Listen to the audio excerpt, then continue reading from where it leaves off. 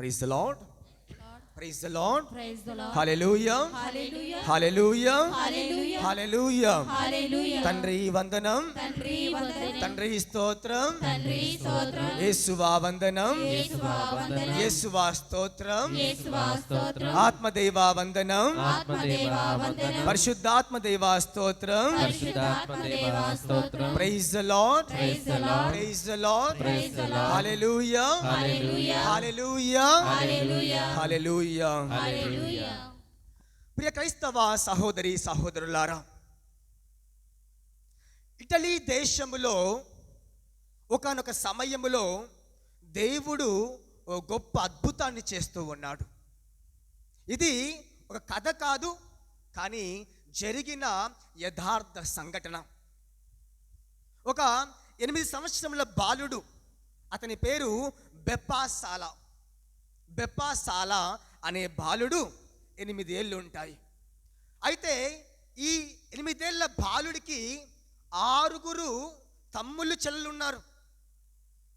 అదే విధముగా తల్లి తండ్రి వీళ్ళందరూ కూడా ఒక అగ్గిపెట్టె లాంటి చిన్న కుటుంబములో ఇంటిలో జీవిస్తూ ఉన్నారు. చలికాలం వస్తే కప్పుకోవడానికి బట్టలు ఉండేవి కావు, ఆ మెలిమి దుస్తులు ఉండేవి కాదు. చలికాలం వస్తే వణుకుతూ వణుకుతూ వణుకుతూ పనుకుండేవారు.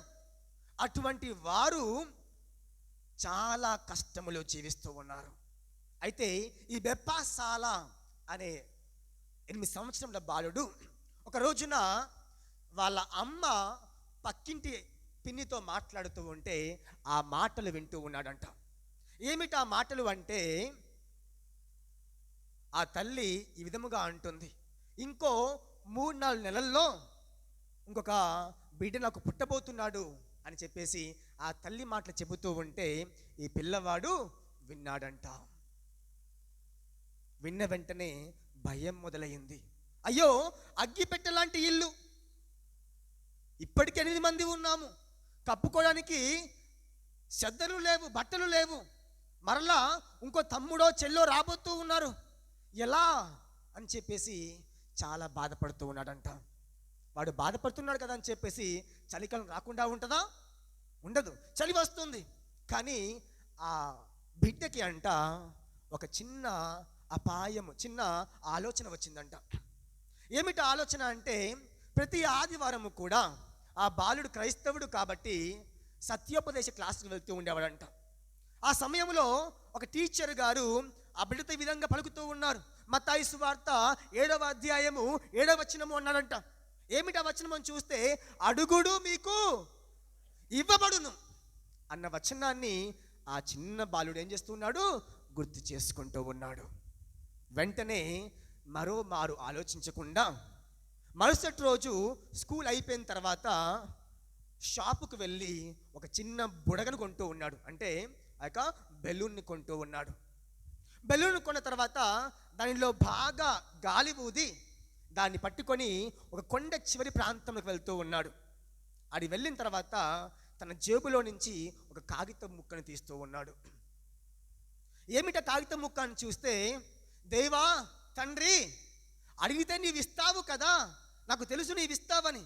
ఇదిగో ఇంకో 2-3 నెలల్లో నాకు ఒక బుజ్జి తమ్ముడో బుజ్జి చెల్లో రాబోతూ ఉంది, మా ఇంట్లో కొరతగా ఉంది, కప్పుకోవడానికి చలికాల బట్టలు లేవు, దయచేసి అవి పంపి అయ్యా అని చెప్పేసి ఆ చిన్న స్లిప్లో రాసి ఆ బుడగ కట్టి ఆ బుడగను వదిలేస్తూ ఉన్నాడంట. ఆ బుడగ గాలిలో వెళ్ళేంత వరకు కూడా, కనపడినంత వరకు కూడా దాన్ని చూసిన తర్వాత తిరిగి ఇంటికి వెళ్ళిపోతూ ఉన్నాడు. చాలా చక్కగా రాత్రంతా కూడా అదే ఆలోచన, ఆ బుడగ దేవుణ్ణి చేరుకుందా లేదా అని, ఆ బుడగ దేవుణ్ణి చేరుకుందా లేదా అని. అయితే ఆ రాత్రంతా ఆలోచించి మరుసటి రోజునే యథావిధిగా ఉదయాన్నే లేచి స్కూల్కి వెళ్తూ ఉన్నాడు. స్కూల్కి వెళ్ళి వచ్చిన తర్వాత పరిగెత్తుకుంటూ వస్తూ ఉన్నాడు. ఆ బ్యాగ్ కింద పడేసి అమ్మా అమ్మా అమ్మా అంటే, అరే ఏమైందిరా బెప్పాసాల అంటే, అమ్మా మన ఇంటికి ఒక పార్సల్ వచ్చింది కదా, ఎక్కడ అంటున్నాడు. పార్సల్ వచ్చిందా? ఏమిటా పార్సల్ రా, అసలు ఏం ఆడుతున్నారు అంటే, లేదమ్మా ఒక పార్సల్ మన ఇంటికి వస్తుంది అని చెప్పేసి ఆ చిన్న పిల్లవాడు మరలా అడుగుతూ ఉన్నాడు. లేదురా మన ఇంటికి ఏమి రాలేదురా అని చెప్పేసి తల్లి అంటూ ఉంది. సరే అని చెప్పేసి బయటికి వెళ్ళి ఆడుకుంటూ ఉన్నాడు. మరలా వచ్చి అమ్మా అమ్మా అమ్మా అంటున్నాడు. అరే మళ్ళీ ఏమైందిరా అంటే మన ఇంటికి పార్సల్ వచ్చిందా అన్నాడు. అరే ఏం పార్సల్ రా అంటే సర్లే చూద్దామని చెప్పేసి వెళ్ళిపోతూ ఉన్నాడు. ఆ విధముగా కొన్ని 10 సార్లు తల్లిని అడుగుతూ ఉన్నాడంట. 2వ రోజు యథావిధిగా లేచి స్కూలుకు వెళ్ళాడు.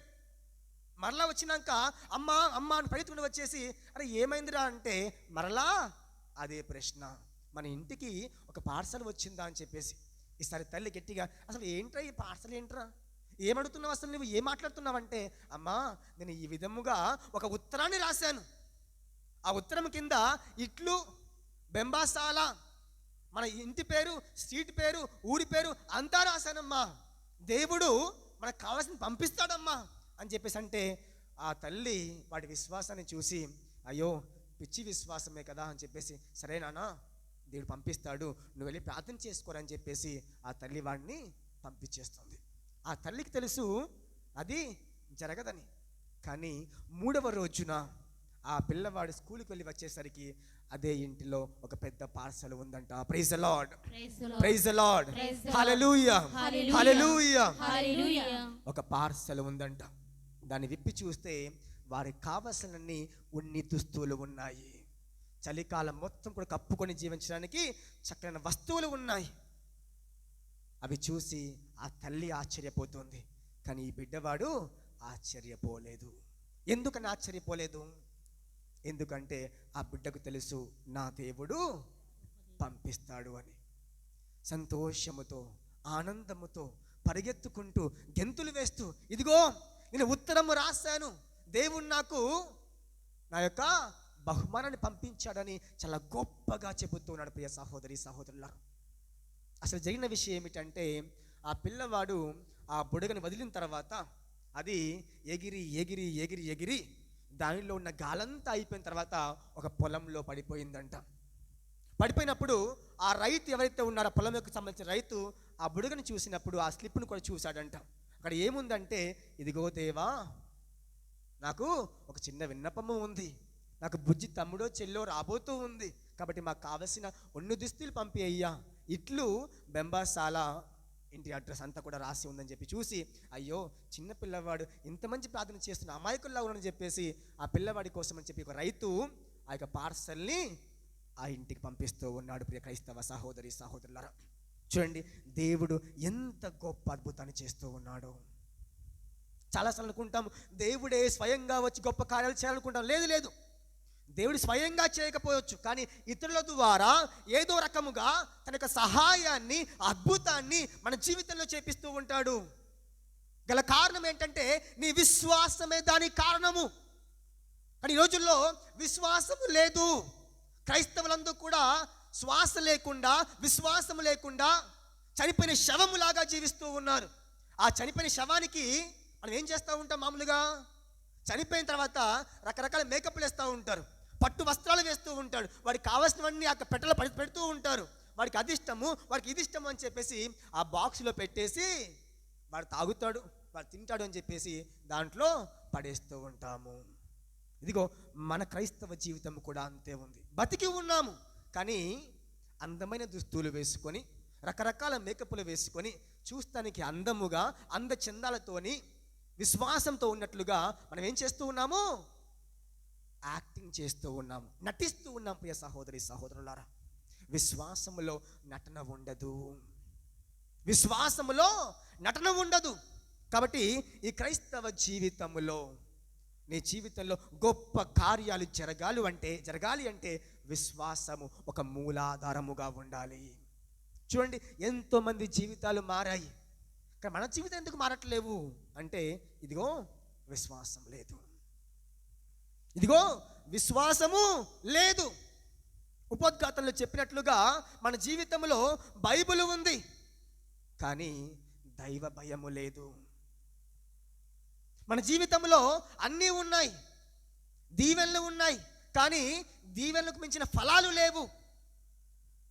మన జీవితంలో సభ్యులు ఉన్నారు, కుటుంబము ఉంది, కానీ ఆ సభ్యుల మధ్యలో కుటుంబం మధ్యలో సఖ్యత లేదు. సొంత కుటుంబమే కానీ ఒకరి మీద ఒకరికి విశ్వాసము లేదు, నమ్మకము లేదు, ఒకరి మీద ఒకరికి అనుమానము. ఇంట్లో ఉన్నంతసేపు ఒకలాగా, ఇంట్లో నుంచి వెళ్ళిన తర్వాత ఇంకోలాగా ఉన్నారని చెప్పేసి అనుమానంతో జీవిస్తున్నాం ప్రియ సహోదరి సహోదరులారా. ఒక జీవితము మెరుగుపడాలి అన్నా, పాడవ్వాలి అన్నా, ఇదిగో విశ్వాసమే మూల కారణము. కాబట్టి ప్రియ సహోదరి సహోదరులారా, ఆ చిన్న బిడ్డవాడు మనకి మన జీవిత పాఠాన్ని నేర్పిస్తూ ఉన్నాడు. బెంబాసాల అనే ఆ యొక్క చిన్న బిడ్డవాడు. ఈరోజున మన విశ్వాసం ఏ విధముగా ఉంది? చిన్న పిల్లవాడు తన విశ్వాసాన్ని కనబరిచాడు, కానీ మనం కనబరుస్తున్నామా అని ప్రశ్నించుకోవాలి ప్రియ సహోదరి సహోదరులారా. ఇక మొదటిపట్నం చూసినట్లయితే అలెగ్జాండ్రియాలో ఒక గొప్ప వ్యక్తి ఉండేవాడంట. అలెగ్జాండ్రియా అనే దేశంలో ఒక గొప్ప వ్యక్తి ఉండేవాడు. ఆ వ్యక్తి ఎలా అంటే చాలా జ్ఞానము ఉంది ఆ అబ్బాయికి. ఆ జ్ఞానం ఉన్నటువంటి ఆయన సలోమోను జ్ఞాన గ్రంథం అని పేరు పెట్టి దాని కింద ఎన్నో మంచి నీతి వాక్యాలు రాస్తూ ఉన్నాడు. ఇది చాలా సాధ్యం, ఎందుకంటే కొంతమంది ఆలోచనలు ఉంటాయి, జ్ఞానము ఉంటుంది, కానీ పేరు ఉండదు. కాబట్టి ఎవరో పేరు పెట్టేసి చాలా మంచి మంచి వాక్యాలు రాస్తూ ఉంటారు. అదే విధముగా ఈ వ్యక్తి కూడా ఆ యొక్క సలోమోను జ్ఞాన గ్రంథాన్ని రాస్తూ ఉన్నాడు. ఈయన చాలా జ్ఞాన స్వరూపుడు, ఒక మంచి యూదుడు. మీరు గమనించినట్లయితే యూదుల్లో చాలా మంది కూడా జ్ఞానము కలిగిన వారు. చూడండి, ప్రపంచాన్ని శాసిస్తుంది ఎవరు అంటే దేవుని ద్వారా ఎన్నుకోబడ్డ జాతి యూదా జాతి. చూడండి, ప్రపంచంలో ఎవరికి ఎక్కువగా ఐక్యూ ఉందని మీరు చూసినట్లయితే, గూగుల్లో సెర్చ్ చేసినట్లయితే అది ఎక్కువగా ఉంది ఎవరికి? యూదా ప్రజలకే. ఆ అమెరికా దేశం పరిపాలిస్తుంది అమెరికన్లు కాదు, నిజానికి యూదా ప్రజలు అక్కడ వారికి పని చేస్తూ ఉన్నారు. అంటే వారి యొక్క తెలివి 100 రెట్లు మనకంటే చాలా ఎక్కువగా ఉంది. అంటే దేవుని ద్వారా ఎన్నుకోబడ్డ జాతి. కాబట్టి ప్రియ సహోదరి సహోదరులారా, అయితే ఈ యొక్క జ్ఞానం కలిగిన ఈ యూదా మతస్థుడు వ్యక్తి ప్రపంచానికి ఈ పట్టణం ద్వారా ఏమి చెప్తున్నాడు అంటే కొన్ని విషయాలు స్పష్టముగా తెలియజేస్తూ ఉన్నాడు. మొట్టమొదటిగా దేవుడు మృత్యువును సృష్టించలేదు అంటూ ఉన్నాడు. అవునా కదా? దేవుడు మృత్యువును సృష్టించలేదంట.